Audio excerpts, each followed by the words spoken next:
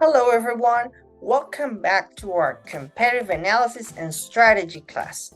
In this session, we will focus on a very interesting topic that maybe by now you have encountered in many examples of your daily life, which is known as product positioning. Okay?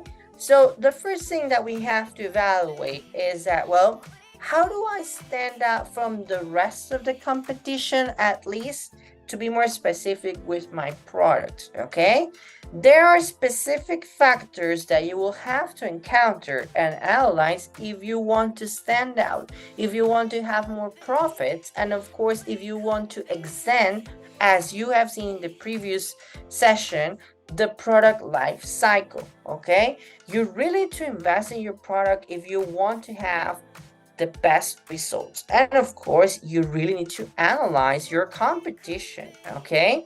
So let's take a look to what do we mean by product positioning, okay? So we're gonna evaluate some methods that will help you to get a better position, okay? At the end, we don't just want to be inside of the mind of a customer as a positive brand, but also what are the things that will define the customer to acquire our products instead of the ones from our competitors, okay? And of course, okay, what are the investment that you really need to evaluate, that you will have to go through, which is actually another interesting aspect, okay? It's not just wanting, it's also doing and be willing to do a proper budget, okay? So everything at the end can implicate a more efficient and profitable strategy. Okay, so the first thing is this five elements: branding, packaging, pop materials, seasonal products, and alliances. We will go through each one so you can see how you can use it effectively. So the first thing is branding. You know that, I mean, all brands, all businesses in general, they have a name, okay, a commercial name that is mainly used in the market.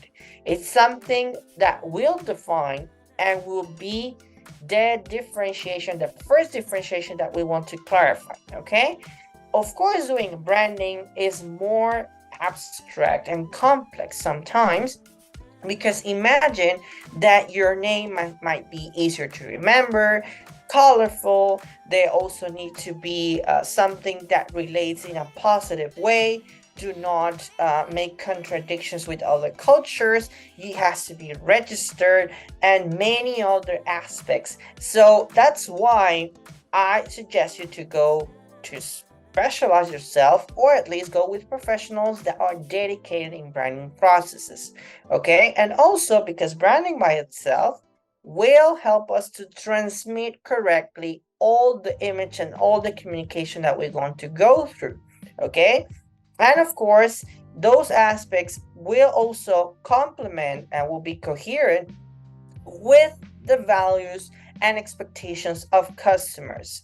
Another interesting fact is actually packaging, because every product needs a package, okay? But that container, if we could call it that way, must be also visually appealing, okay? So as we can see with perfumes and with limited products, limited sales, okay, you need to stand out. And that doesn't mean it has to be quite expensive, but it has to be well and intriguing for the customer so they acquire. And it's not the first time that even some customers are willing to pay extra for that limited edition, okay? And we are talking about the same product, but because the package, it seems interesting and kind of like could be as a gift, that's why people are willing to pay way much more, okay? Another important thing is that that particular package must be convenient with the needs of the customer. For example, it's not a big deal to know that if you go to the airport, they must follow the limit of liquids and containers and all of this. So that's why they have specific sizes, okay, in order to meet the needs of the customers so they can transport it without any problem. And of course, okay, if they need to have all their formats, not just in the airport purpose, but in their daily life, okay? Another thing is the POP material, also known as point of purchase material, point of purchase sale material.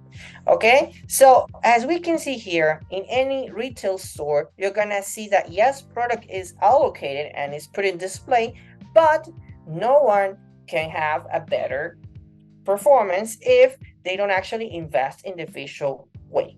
Okay, so here, for example, we can see in the image, we definitely have, okay, a POP material that it's coherent and it's creating this ambience, okay, of something that we have to go through.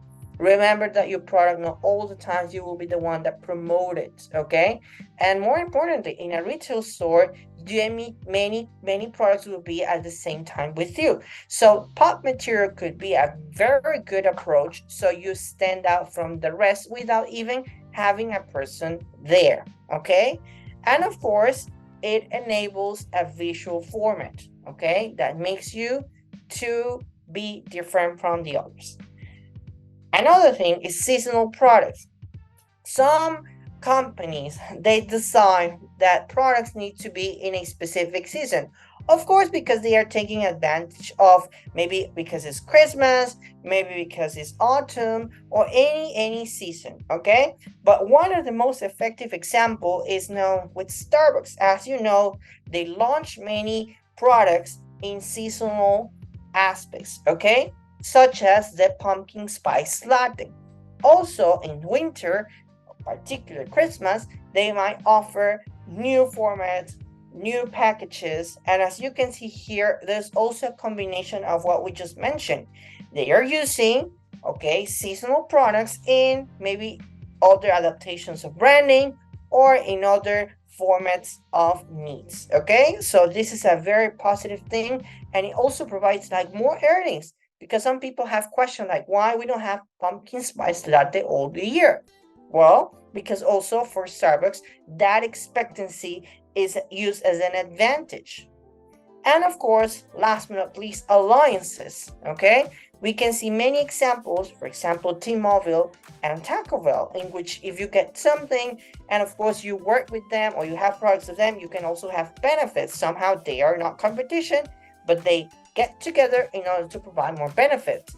Another example with this Disney 100 years, in which we actually can see that right now Disney is approaching to different brands such as McDonald's, and they are providing also these tiny characters. And last but not least, Lego, that they definitely use many other brands such as Harry Potter, Star Wars, and of course it's becoming a trend. So anyway, we can see that alliances can definitely bring a lot of insight to the field. Okay, well, this will be it for today. Thank you very much and have an excellent day. Bye bye.